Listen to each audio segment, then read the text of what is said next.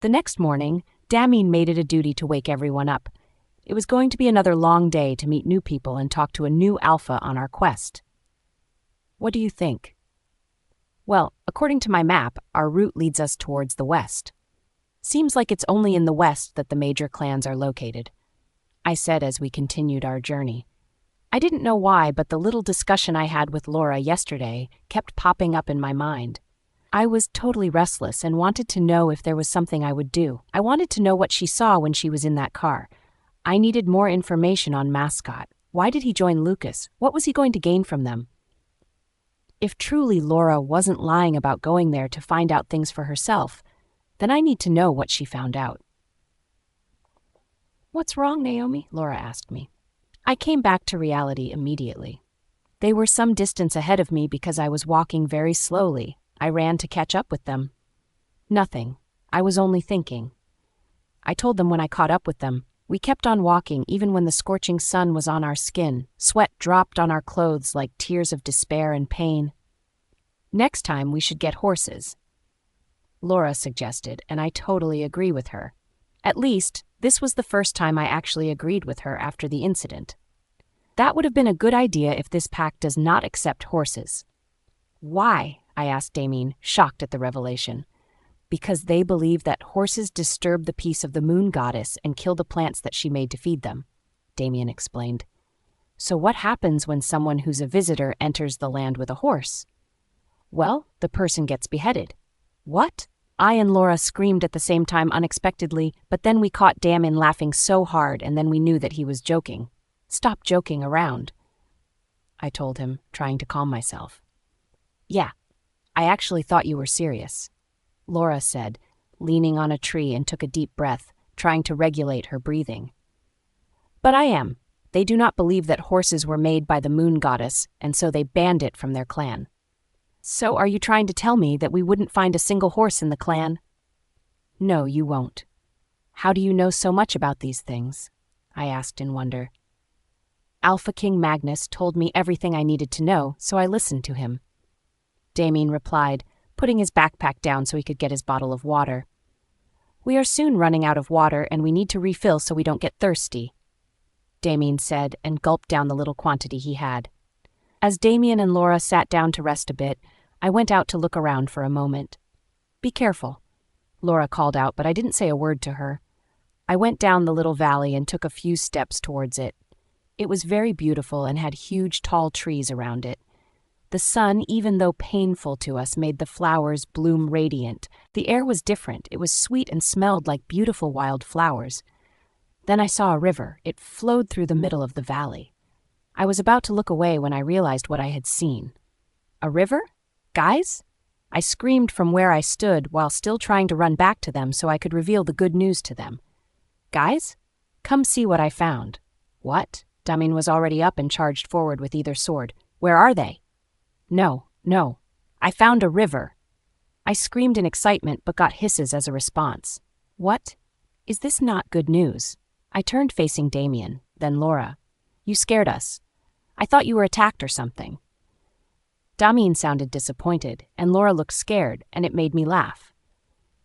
I just wanted to show you that I found a river. We can finally refill our bottles and have more too, I said, leading them to the valley where I had found the river. This place is so beautiful, Laura exclaimed. I don't think I have seen anything as beautiful as this. I'm so glad I'm on this journey. I watched her smile as she smelled the flowers and watched the butterflies. That was the Laura I knew, always glad and always smiling. She was a beautiful little soul. I didn't feel that way anymore. This time her smile was suspicious, her joy was suspicious, her laughter was suspicious, even her tears were suspicious. I had my eyes closely on her because I didn't want a repeat of what happened before. I knew deep down that I had put myself inside that little cage of always watching her, but I would prefer to be in that cage than to be cut off guard again because of her.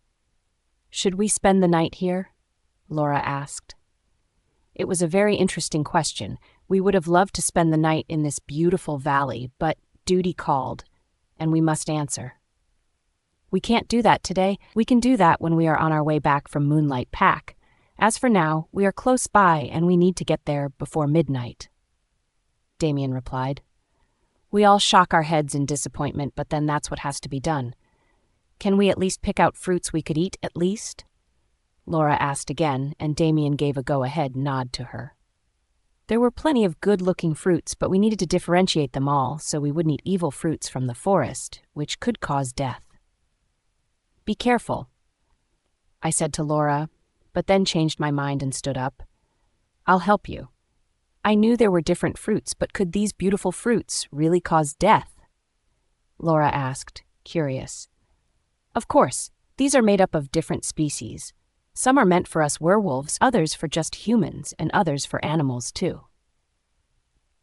I explained to her as we wandered round the valley in search of the fruits to pick. I had a little knowledge of this because, when I was little, I would always go round the palace where wild fruits grew and pick out good ones with my mother. It was what we did together to bond after having a bad day. How do you know so much? Laura asked me. Well, my mother taught me. I answered, still trying to not have a conversation with her. I wish I had a mother like yours, one that would always teach me and tell me what to do. We couldn't sleep over at the valley since we had enough time to do that when we got back from the moonlight pack. Damien had made us pack after we had finished picking fruits for our long journey. We should be leaving, he said, and we agreed. I was going to have a moment with Laura, but it was cut short by Damien asking us to pack up. We said our goodbye to this beautiful valley that was the best thing we've seen so far in our journey. As we walked on, we kept on trying to move fast so we could get to the moonlight pack before dark. I looked at Damien and I could see he looked disturbed, so I asked him what the matter was. What happened? I think there'll be a change in weather, he said. Change in weather? What do you mean? I asked him, quite interested in what he had to say. I think we'll have thunderstorms in no time, so we need to find a shade as soon as possible. He looked around as he said this. I was wondering, and I also that Laura was wondering how he knew things like this, but it was no time for questions but a time to act very quickly. How far is Moonlight Pack? Laura asked, raising her voice. Not very far, but I'm afraid the storm may catch up with us if we do not do anything about it, Damien said, sadly. I think we should at least try to find our way instead of going back to the valley, I suggested, and they all agreed by nodding their heads. I think so too, Laura finally said, and we decided to run our way to Moonlight Pack because we could see the storm rising. At first, it was just a faint whisper in the air as we ran, but as we progressed, it increased and grew louder so that it disturbed my ears. I couldn't pay attention to where I was running to because of the distraction, and that caused me to slack behind, but Damien came back, held me by the hands, and helped me run faster. Don't stop or look back. Damien screamed as we ran. I could barely hear him. Then dark clouds gathered in the sky, then the wind began to howl, which caused a stir in my heart. I was now very much agitated and wished that we were at the Moonlight Pack. How far are we? I asked, but it seemed that Damien couldn't hear me, so I kept running. Then suddenly loud strikes of lightning followed, scaring me even more. I never liked storms, even when I was little. Whenever there was a storm, the girls would run out to play under the rain, but it was never so for me because I easily got cold and I never enjoyed playing under the sun. I didn't see the benefit of doing that. We are close by, Damien said, and immediately the rain started to fall. It drenched the clothes we wore, and my hair, which was nearly packed, now clung to my head and neck totally out of fashion. Let's run into that entrance, Damien called, and we obeyed. It was a small gate, but it was heavily protected and used by the people of Moonlight Park to protect them from their enemies. There, some huge warriors who didn't seem bothered about the rain were standing with their weapons ready for a fight or whatever comes their way. Who are you? The first warrior asked. Immediately, he set his eyes upon us. I was already so tired of the question. We've been asked so many times who we were that it now looked like a joke. We have a message for the Alpha, Damien announced. We stood there shivering in the cold when they stood there and contemplated. Please, we are cold. Can you let us in? I'm sure that your Alpha would be glad to see us, Laura said, almost pleading with the warriors who took us as jokes. Go on, They ushered us in, but not to the palace like we expected, but to their office, where they asked us to wait so the king could approve of us. The place was small and obviously looked like an office. This was the same place they detained any werewolves who disobeyed the king or the rules of the land. The king won't approve of us if he doesn't know who we are. Just let us go with you. He'll be so elated to see us, I promise you. You can't see the alpha today. He's too tired to see anyone currently. The second warriors, whom I believe weren't even a little bit concerned that we were drenched, said, "Tell him that Alpha King Magnus sent us. He'll accept us." I pleaded with the first warrior. He looked like he was kind and would help me, which he did. Later, he arrived with some new palace clothes and jewelry. The Alpha said you can only see him when you are dressed decently to behold the king. He spoke with so much authority that I knew we needed to see to his instruction. We could finally breathe because he had spoken to the king on our behalf. The storm outside was a strong one, and he had promised to take us to the king, with no touch of the rain after we had dressed up. So they left us to it. First, I and Laura dressed up, while Damien looked away. Then it was our turn to look away. In a few minutes we were done, and we called on the warriors to finally take us to the palace to see the Alpha. When we went outside, we found out that they had prepared a carriage for us that would take us to the Alpha. We got in, but no one spoke to the other person. It was that time again when everyone was agitated and didn't know what to do. We only nodded at each other and smiled when our eyes met. I was eager to meet this Aloha, but was also anxious to know if he would accept our request. "Don't worry, guys. Alpha King Magnus spoke highly of this one, so you have no need to be worried. We'll get there. It will end well." Daniel was trying to encourage us even though he felt sacred too.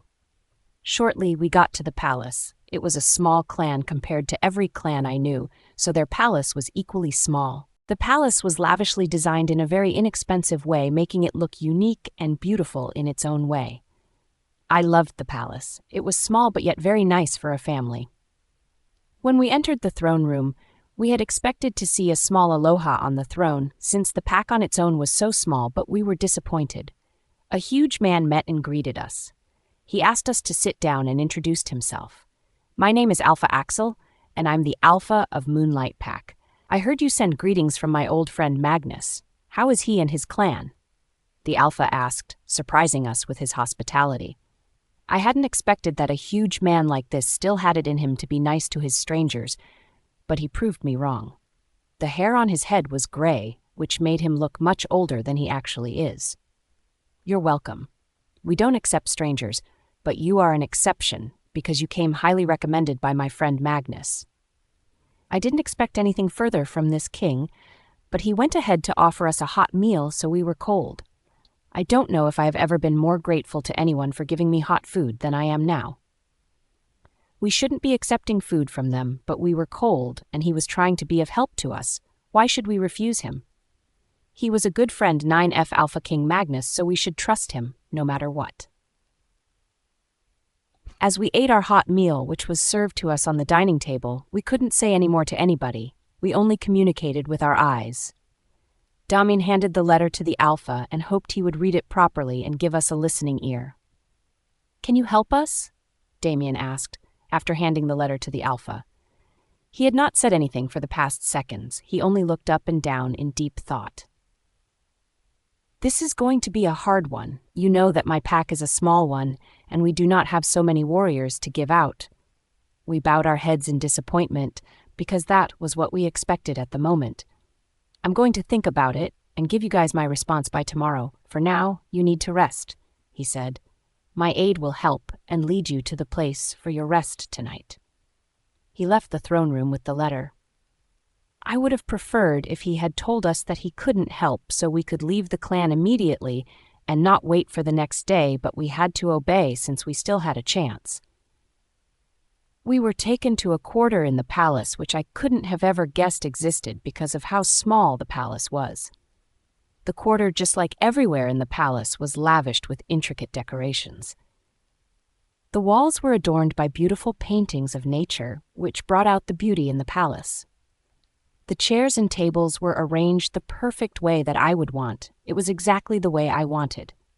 There were 4 beds in this large room, and I reasoned that the king turned this place to a place for visitors. It was kind of him to accept us and make us feel comfortable, but my major concern was for him to agree. I must have not been looking too good for Damien to ask me to not worry. He must have been observing how worried and anxious I looked and came to sit by me. Don't look like that.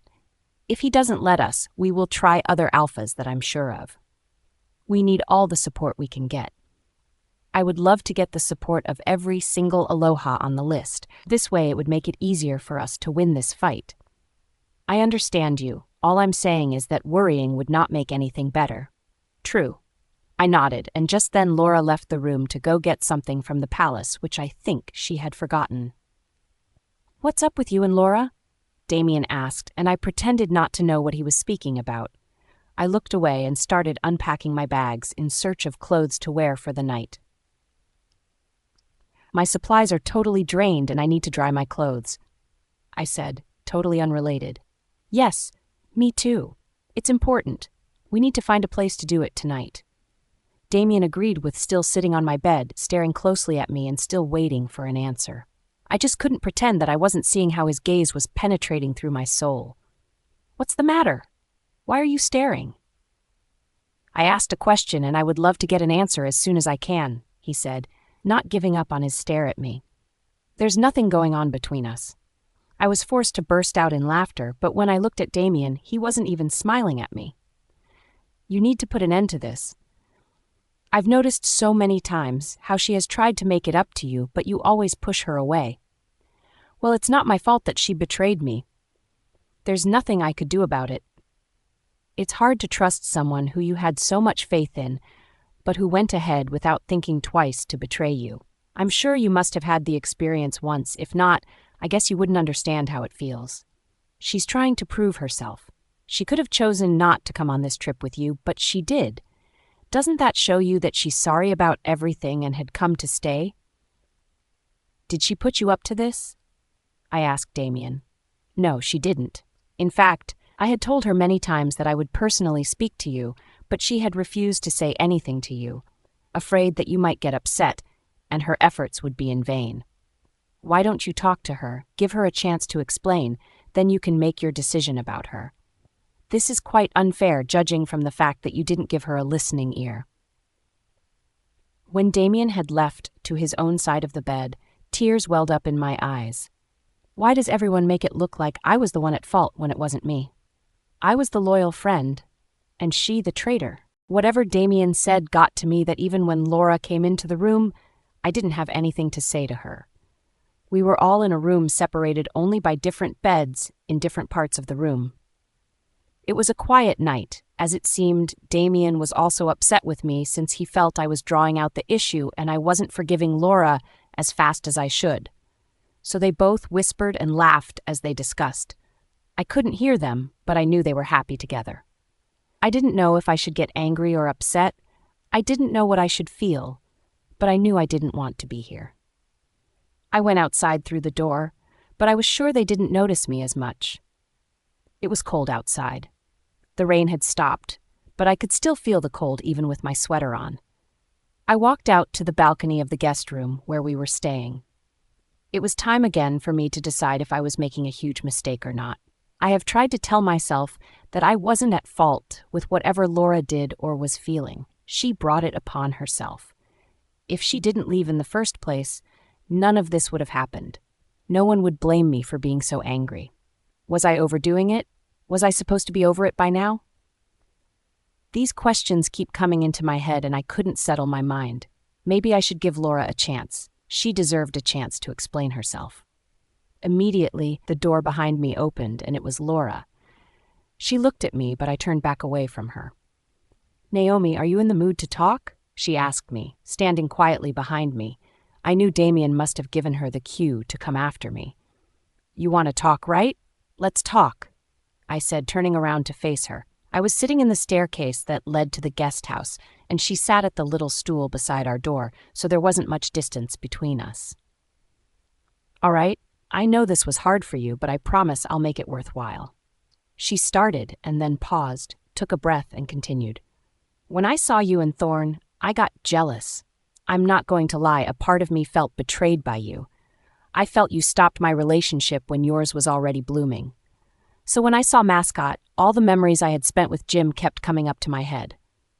She stopped, looked to see if I was still listening, then looked away to continue. I felt bad because of what I was feeling, and I tried to suppress the fact that I was beginning to love Mascot again. I thought I was succeeding, but then Mascot came back into my life and talked me into believing that you were the one who stopped our relationship. At first, I was going to believe him, but I didn't because I caught him still speaking to someone about Lucas and all their plot. I thought he had changed, but he was still very greedy. He pleaded that I stand by him and love him so we could win this war together against you. It was hard to believe that the man I loved was that wicked, so I decided, as hard as it was, to never let him use me. She stopped, waiting for me to say something, but nothing came out of my mouth. I only stared down at my fingers, trying to figure where this story is going. I decided to play along and follow him so I could find out what exactly his plan and that of Lucas was. I wanted to tell you, but I couldn't. I'm very sorry, Naomi, but when I decided to follow Mascot, I did so with my mind made up to find out about his hideout and not just become what I wanted to. She stopped talking, and I knew this was my cue to say something, but still I had nothing to say. The whole situation had made me forget how to feel concerning this whole situation. I couldn't feel and say anything. I just sat there trying to figure out what this feeling I had was. I'm very sorry. I understand if you don't have anything to say to me.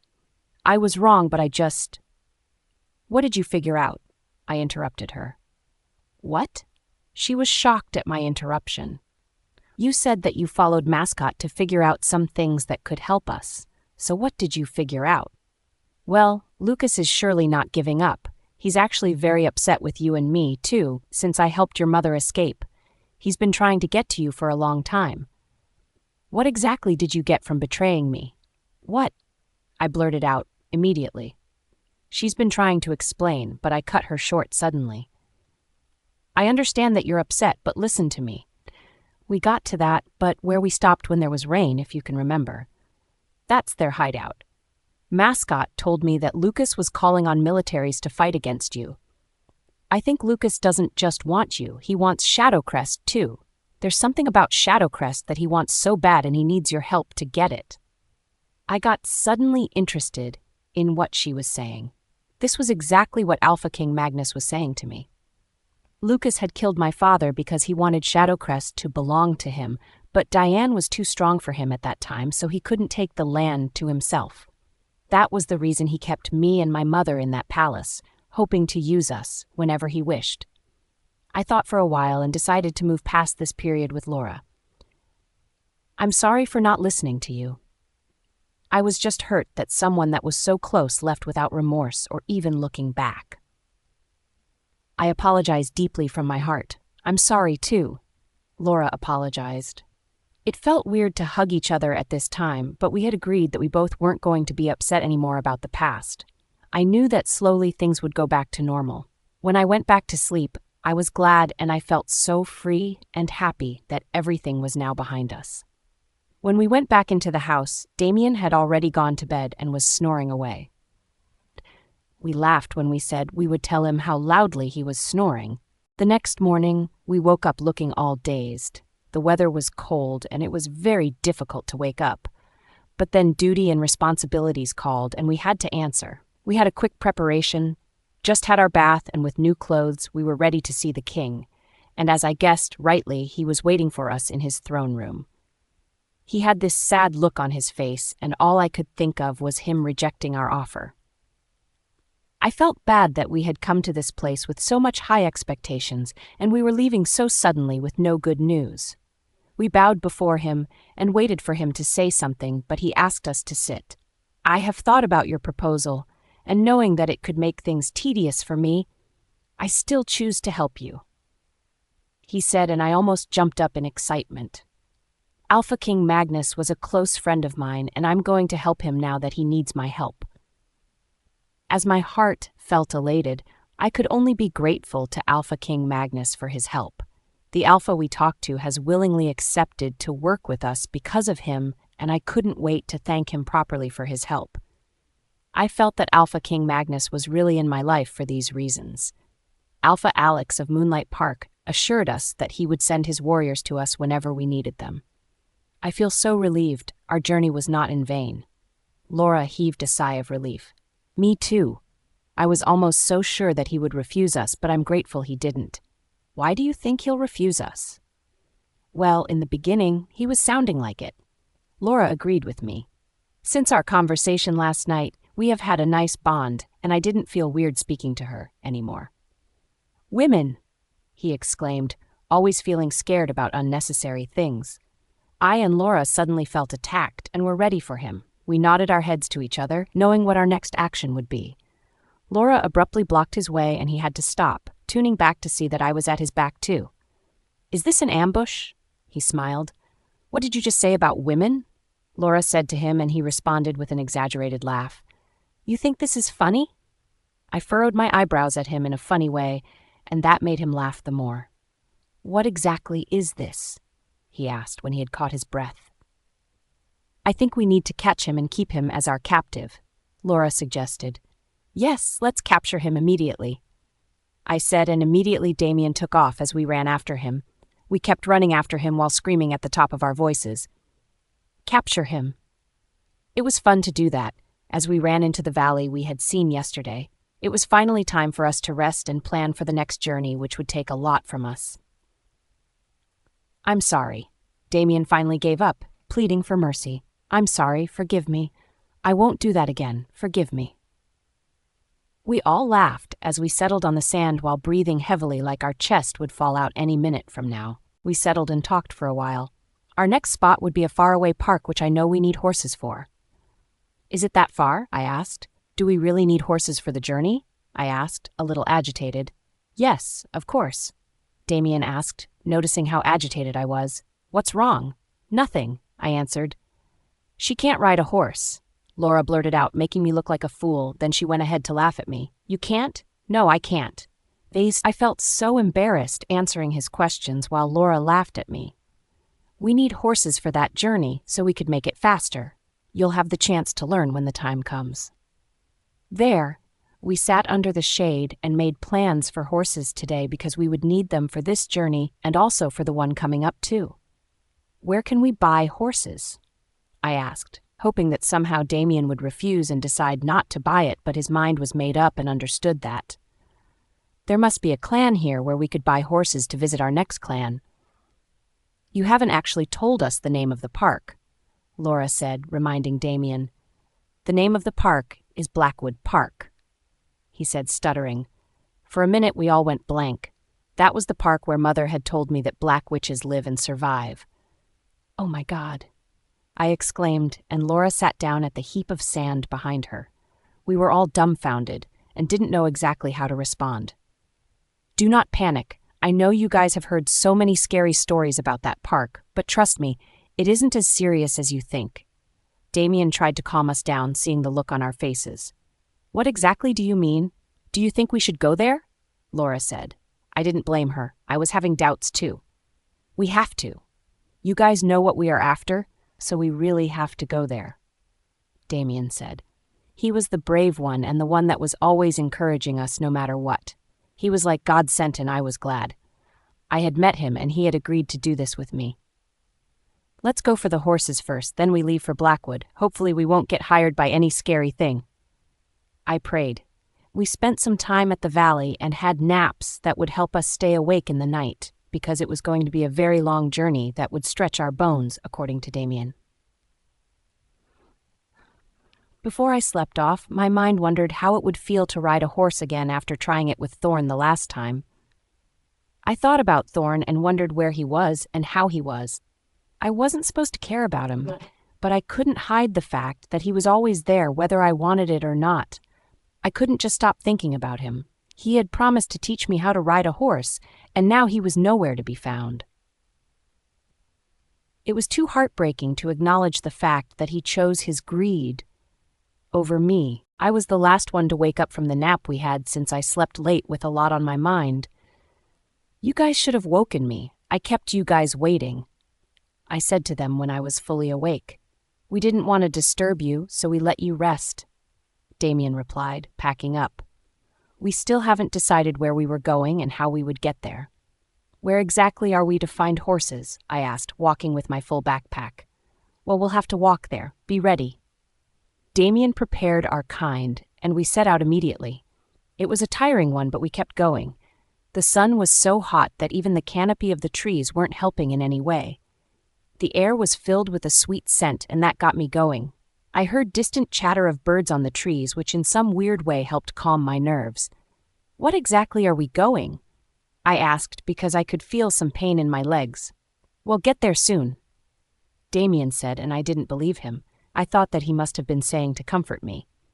Then we got to a little field where we saw different animals. I saw cattle, sheep, and then there was also a stand for horses. They sell these animals here? Laura asked, quite shocked as I was. Yes, they do, Damien responded. I come here most times to buy these horses for the clan whenever we needed them. Hopefully they aren't so expensive. I really hoped they were too expensive so that we wouldn't buy one just because of my fear of them, but I accepted the fact that we had a long way to go, so we needed them. Damien took the lead and bought the horses. He bought two since I couldn't ride one on my own. I'll teach you how to ride a horse, but as you learn, you'll ride with Laura in the same horse. If you concentrate, you'll learn fast enough, Damien said, and because of that, I was determined to learn. I didn't know that horses should be tried out when brought. Everything that was happening in my presence seemed weird to me, but Laura could relate to everything. Damien tried the horses and said that the first one was strong, but the second one would die if used so many times. I marveled as he talked about these things. How do a person know about horses? He'll be done as soon as possible, Laura whispered to me, seeing my astonished look. Thinking that I was tired and was maybe wanted to go home, I nodded in response and smiled at her. Ever since we had that conversation, we've been talking very well lately, and it has been really nice to have her back into my life. Did I still doubt her? I still couldn't answer that question, but I didn't let it bother me in any way. I was living in the moment, and she was doing same too. We have been sharing things lately, and I haven't had to worry if the food was poisoned or not, as I would have thought. I just loved her, and I knew she reciprocated the love. This was just me, letting it all go. I was once again trusting her. As we walked into the forest with our horses, it seemed like it was a signal for the scorching sun to appear. We walked tirelessly, that I began to wonder what the need of the horses were, if not to help lighten our journey and make it easier for us.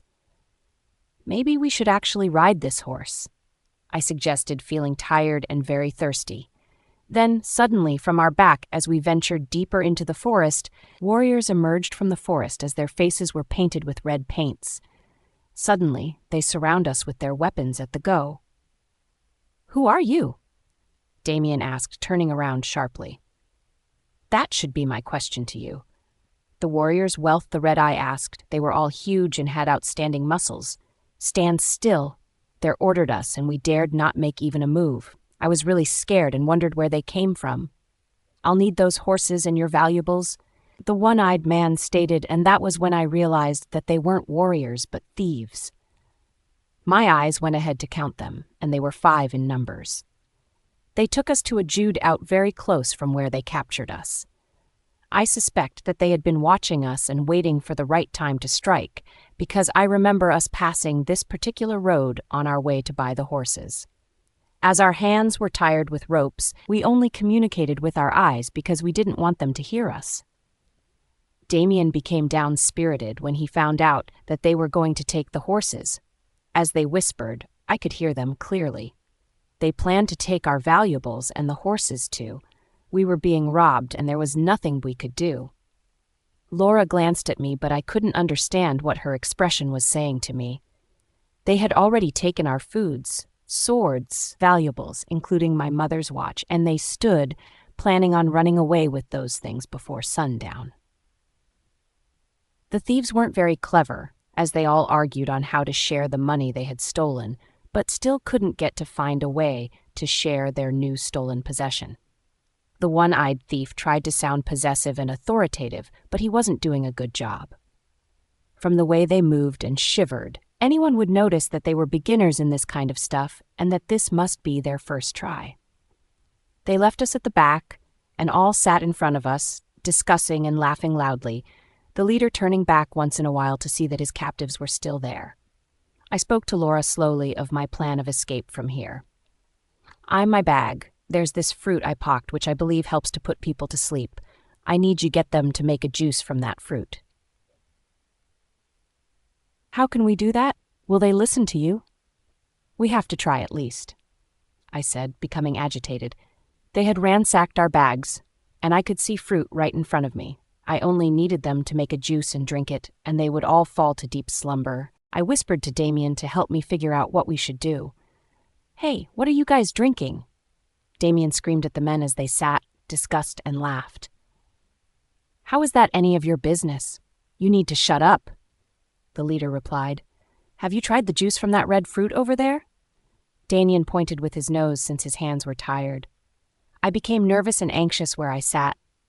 I was getting scared that they would figure out what our plans were, but I remained quiet and let Damien do the talking.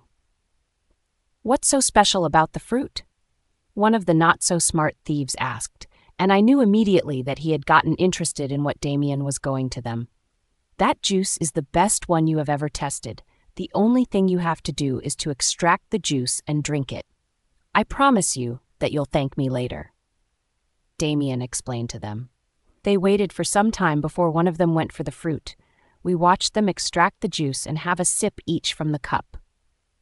"This tastes nice, actually." The leader spoke up after sipping from the cup, then the others followed his lead. "How did you know?" he asked Damien, and Damien smiled, saying that he knew so much about fruits. "It was getting late, and I was scared that if the juice doesn't get them sleeping any moment from now, we'll be screwed over." They had suddenly become nice, but their mind was still made up to take our valuables and the horses. After all, they were thieves. They couldn't get enough of the juice, so they extracted more and took everything, while still laughing and smiling. At this moment, I could see the effect of the drink on them. They were getting weaker and weaker by the moment. "I suddenly feel sleepy," one of them announced. "Me too." "Don't fall asleep. We have to take these things with us very shortly. It's almost nighttime," the leader said, and then yawned. "Why does it look like all of us have become sleepy? Is it the weather?" The first thief that had exclaimed asked. "It's the drink," the second one exclaimed, finally realizing. He was holding a cup of the juice, but when he realized it, he threw it away. "What?" they all screamed, then looked at us. "What did you do? You knew about this drink," the leader asked, turning to Damien, who kept quiet to save himself. You bastard." One of the thieves stuttered but couldn't complete his sentence. He suddenly fell to his knees, and in seconds he was snoring very loudly. "What did you do to him?" the leader asked, just to turn and find two of his members soundly and loudly asleep on the floor, unbothered about anything. I wanted to laugh as drama unfolded in front of me, but I couldn't. We were in a difficult situation, and we needed help. Suddenly, I wondered who would untie us if they all fell back to sleep. So I came up with a quick idea. The leader already had shaky legs and weak eyes, and I knew he would fall asleep anytime soon. "I'll help you stay awake. I have a fruit that can help you stay awake. All you have to do is release me, and I'll help you pick out the fruit, extract it immediately, and in seconds you'll be as strong and awake as you were." He couldn't hear me, but I could see the doubt in his eyes. He was thinking that he shouldn't trust me, but then I could see him struggling to keep his eyes open. "You'll help me stay awake?" he asked. "Yes, I will, but you have to release me first." I did, but he was too slow, and I was afraid he'd fall asleep. "Come on, do it now." He ran to me and untied me, even though it took a little bit of time since he was still trying to keep his eyes awake. Immediately, he untied me. He fell to the floor and was trying to hold on. "Do it immediately." He screamed at me. I went to untie Damien, then Laura, and together we packed up our bags and got the horses so we could leave. "You deceived me," the leader finally said before going to sleep. "Sleep well," Laura answered, and we laughed. As we got back to our path, we walked a little bit faster, hoping they wouldn't wake up suddenly and come after us. "Naomi, you're so smart," Laura complimented. "We should walk faster until we get to a safe place. It's almost nighttime, and we should avoid traveling during the night since the forest has become more dangerous than it was," Damien said, leading the way. Sister, we didn't stop walking or whispering to each other when we had something to say. As we walked, we took steps like people afraid that someone was watching and would pounce on us if we made any mistake. The moon was beginning to appear and casted its light on us. I loved looking at the moon and how it brightened the night. We walked into a more dense part of the forest. According to Damien, we were heading east, which was the way to Blackwood Park. "I really hope this park is not bad luck," Laura started. "Ever since we started this journey, we haven't been kidnapped, but just today." I guess what Damien said about the park being dangerous was true. I affirmed, and I could see the fear in Laura's eye. As we walked, I wondered if Damien or Laura had ever regretted coming on this journey with me, since it wasn't their cross to carry in the first place. "We can't ride these horses so that we don't get unnecessary attention to ourselves," Damien said, making a just reason why we had to walk with the horses we had bought. That makes sense because I was becoming curious on why we had bought horses but had never got on it. Laura said, and I chuckled. I wish I could be so confident like that about riding a horse. I was thankful we were walking on the floor where I could control. Riding a horse would make me lose control of myself. "I think we can stay here for the night," Damien said as we stopped at a spot that kind of looked like a cave. It had a roof like top that would protect us from rain or any extreme weather conditions. It was beautiful to watch the moon under our already made-up tent. "I just love the moon," Laura said. She sat very close to me. "It's so beautiful." "Me too. I remember when my mother used to tell me stories about the moon, the folk tales and everything," I said, smiling. It's been a long time since I had bonded with my mother, and I felt bad about it. Damien had gone to put the horses away in a safe place and probably feed them too so they don't die of hunger. I glanced at Laura and saw how unhappy she was. The truth was that Laura had never spoken to me about her mother, father, or any member of her family. Most times I have asked her in the past, but she would always nod and tell me to forget the issue. "Laura?" I called her, thinking it was finally time for us to have that discussion, but she didn't answer. "Laura?" I called her again, and she responded by looking at me. "What's bothering you?" I asked her, hoping she would confide in me. "Me?" she asked. "I'm good."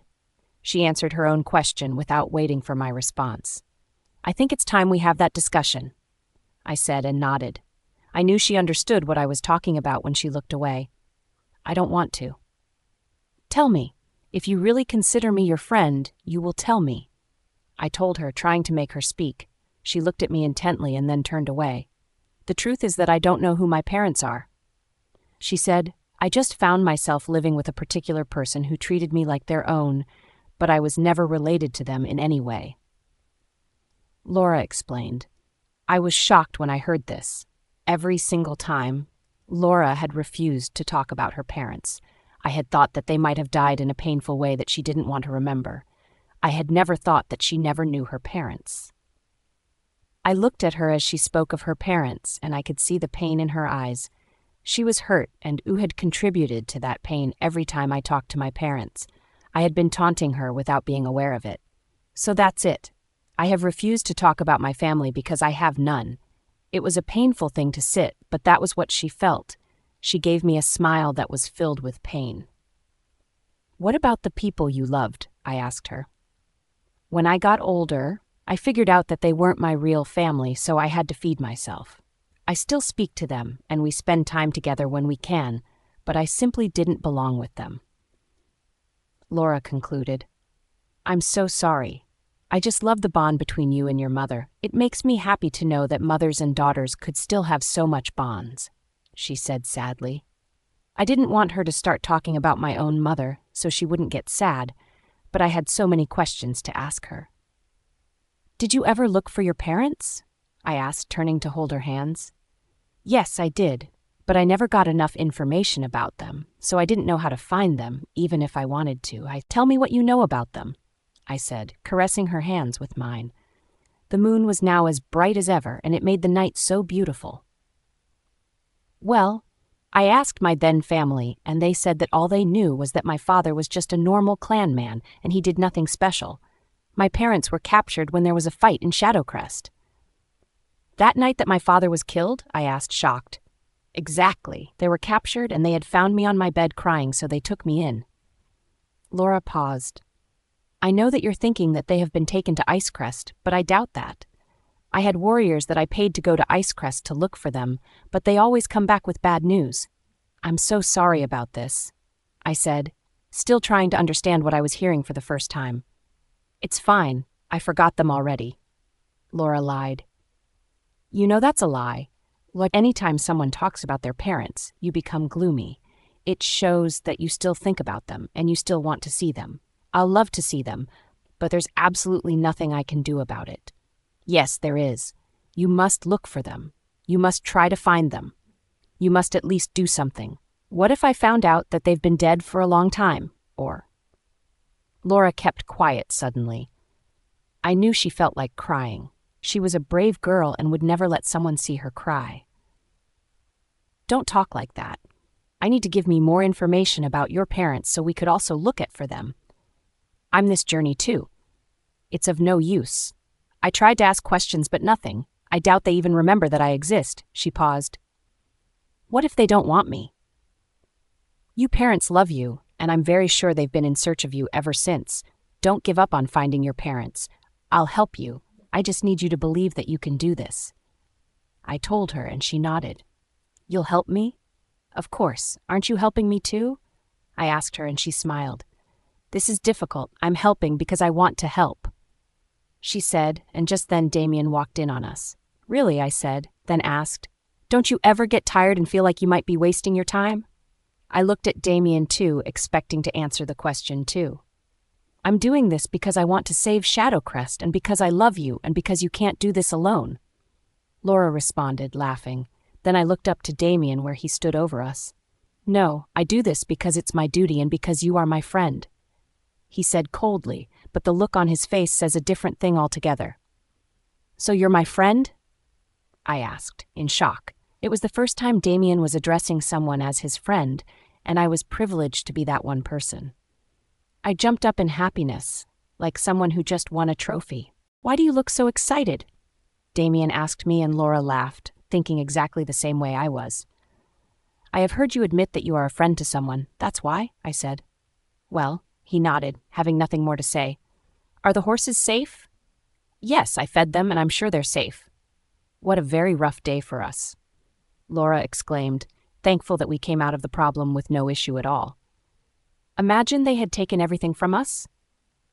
Thanks to the moon goddess, I don't know what we would have done without her, Damien replied. We were filled with joy and excitement that no one asked for food or was hungry either. The next morning we didn't have much to do as we packed up to leave the location.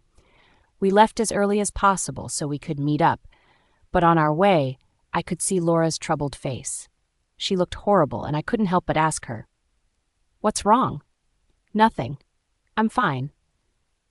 She said, her face not looking like her usual vibrant self.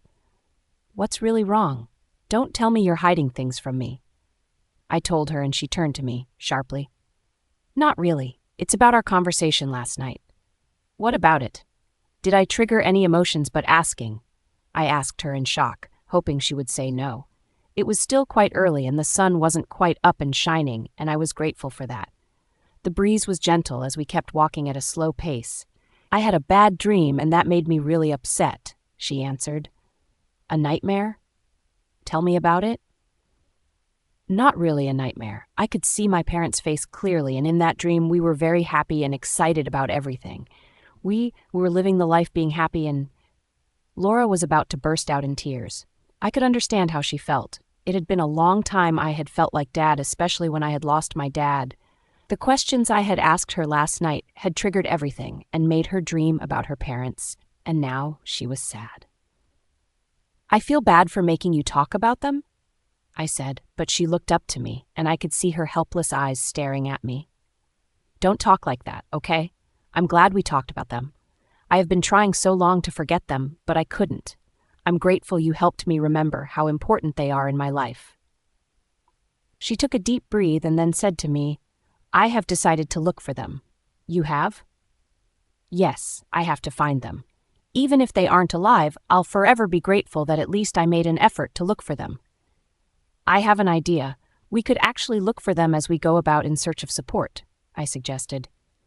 "Do you know their names at least?" "What plot are you girls making?" Damien asked when he found out how slowly we were walking and how he was left out in the conversation. He had gone to pock the horses earlier and was now way too ahead of us that he had to stop and ask what was getting us all engrossed. I was unsure if Laura wanted Damien to know about what we were discussing, so I didn't say a word, but waited for her to take the lead, which she did. "Well, I'm talking about my parents. Naomi has promised to help me. I'll also help look for them. You guys need a man to protect you from danger like me." Damien was too proud of himself as he praised himself even in this situation. We laughed as he turned around so we could get a closer look at him. "You know about her parents?" I was surprised that he offered to help without asking so much questions like I had expected. "Well, I overheard you both talking last night without me," Damien said. So rude. Damien was becoming softer and softer towards us. I could remember the first day I spoke to him, he almost had my sound coming out of my chest as he stared just because I asked for his help. He had been so aggressive and wouldn't care if anyone had got hurt, but now he looked out for us. "Thank you, Damien," Laura said. "You're so charming." "Charming?" Damien asked as we continued walking, him dragging the horses behind. "Charming isn't a word to describe me," he said again, and I smiled at Laura. "He thinks that he is Superman," I said, and Damien looked at me. "I am Superman, or haven't you noticed that I have been the one saving you guys from problems for a long time now? When those thieves attack, who was it that came to your rescue?" I just enjoyed listening to Damien rant about how good he was and how he had saved us. "Well, I didn't know you were Batman. I would have married you," I said out loud, expecting everyone to burst out in laughter, but Damien didn't even smile. It seemed like marriage wasn't a topic he loved talking about. "That's so true." Laura agreed with me, then turned to find Damien silent. "Why are you so silent, or you don't want to get married?" I almost regretted that I had brought up the topic when I saw the look on his face. "I don't do love," he said with no other utterances. "Why?" Laura was quick to ask her. "I don't believe in love," he said with so much seriousness. It made me wonder if he had ever had a girlfriend or even a family that had loved him. His sister seemed like a nice woman who was showed lots of love when growing up. She had served me food that day, even when she didn't really like me. It said so much about how kind and humble she was. Looking at Damien deny love made me wonder if he had gone through any type of trauma or something that he didn't want to talk about. Who didn't believe in love? Or did he have the experience I had with Thorne? Anyone that has ever been betrayed by people who claimed they loved them wouldn't believe in love. Just like Thorne had left me wondering if I had made a mistake to trust him and over him too. I think someone had made Damien deny and hate love so much. Maybe Damien was like me after all. Maybe Damien felt he couldn't love anyone because some bad experience he had. As I listened to him, it made me sad to think that this world was being unfair to kind people. I wanted to talk to him about it, but it was a step-by-step process. I didn't want to come at him like I was curious about his personal life. I wanted to know because he was my friend. He looked sad when he spoke to us about it. "Well, if you don't want to tell us what really happened, the only thing that would happen is that I'll have to find you a girlfriend," Laura replied. She was now feeling much better than how she was earlier. "What?" Damien asked. "Yes, that will be my goal in this journey, to find my parents and find you a girlfriend that would eventually become your wife," Laura said, walking faster and ahead of me and Damien. I couldn't help but laugh. I didn't know what was giving Laura her guts, but whatever it was working. She was funny. Now she was the one with the horses, taking steps with them. We walked further, my eyes on Damien because I needed a perfect time to talk to him. Shortly after, when the sun was already out, we decided to let our legs rest and let the horses drink water. Damien had mentioned that after the horses fed, it would be time to ride on them. That announcement got me scared to the bone. "Don't be afraid," Damien said to me when we stopped to have a rest. I sat close to him and he could see right through me. "I'm not," I said, still trying to balance my breathing. I watched him look into space like he was still thinking about what we said earlier. "It's everything okay?" I asked him. "Yes." He smiled and turned to me. "I'm glad you and Laura are talking again. You guys have this kind of connection that's beautiful and is only shared between friends. I love that," he said in deep thought. I wanted to ask him more, but I waited for him to say more. I never had that while growing up. I never had friends and I was always alone. Why? I was curious as we sat on the rock drinking water and gaining our strength back under the shade of a tree. Laura was just a few distance away from us feeding the horses, and she was laughing hysterically like it was the funniest thing on the planet. No, Dora, don't do that," I heard her scream to the horses. She named the horses. I blurted out in shock at how crazy Laura could be. Who names a horse they would use for a journey only? "Yes, she's so funny," Damien replied, and I remembered that I asked him a question. "So tell me, why?" "Why what?" Damien looked at me like he had forgotten the conversation we were having, but I knew that was not the case. He was only pretending to forget so he wouldn't talk about it. "Why did you say you've been alone all your life? What about your family?" I asked, remembering I had only met his sister on that particular day, and none of his family members. "Well, my father was a warrior, and my mother a warrior too. It was at those times that women were also warriors, so my mother was trained. When my sister and I were still young, we were trained to be warriors too. My parents would go out and come back so late. Our childhood was taken from us, and we became adults, fighting for our lives and for everyone else." Damien's face was bended when he told me his story. It was beautiful to hear from him, and all he had to say about his family. "I'm sorry about that," I told Damien, truly feeling for him.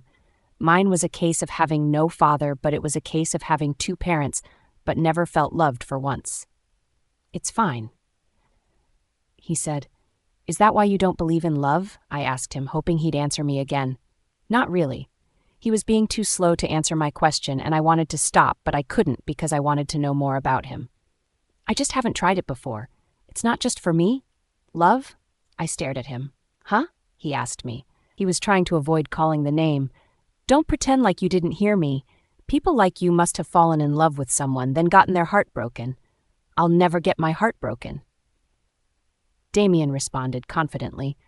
"So what are we waiting for? I'm done feeding the horses. Can we go now? I'm excited to ride a horse." Laura jumped up and down. "Some of us aren't as excited as you," I told her, and both she and Damien laughed. "I'll teach you. We can start now if you want," Damien told me. The sun had disappeared for a while, and it was a beautiful time to learn how to ride horses. "You can learn a lot," Laura urged me. I didn't know if I was ready to learn how to ride a horse or if my fear was pushing me back. "Are you that scared?" Damien asked me. I stared at the towering structure of those horses as it stood, and instantly my legs began to shake. Was this how I would ride a house when in my mind it was too dangerous? My mind was filled with the worst scenario of me getting hurt and limping to Black Heart. So, I had forgotten that Laura and Damien were waiting for my response as I stared. I knew more 5 than anyone that the longer it was postponed, the longer it took to learn how to ride one, and I wanted to learn how to ride one as soon as possible. Thorne had promised to teach me, but hadn't. For some reasons, I couldn't understand why Thorne had been the first person that came to my mind, but I wanted to teach him that I could do more without him in my life. I wasn't trying to prove anything to Thorne, but deep down, I wanted him to see what I could achieve even without his help, including riding a horse. I wondered where he was and why. Was he still as greedy as he was months ago? "You?" Damien brought me back to reality. "Have you ever loved someone?" "Nobody," I answered, looking away. This was exactly how I wanted to react.